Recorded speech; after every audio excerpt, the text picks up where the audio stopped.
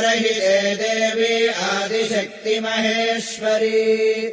योगज्ञे योगसम्भूते महालक्ष्मी नमोऽस्तु ते स्थूलसूक्ष्मे महारौद्रे महाशक्ति महोदरे महापापहरे देवी महालक्ष्मी नमोऽस्तु ते पद्मासनस्थिते देवी परब्रह्मस्वरूपिणी परमेशी जगन्माता महालक्ष्मी नमोऽस्तु ते श्वेताम्बरधरे देवी नानालङ्कारभूषिते जगत्स्थिते जगन्माता महालक्ष्मी नमोऽस्तु ते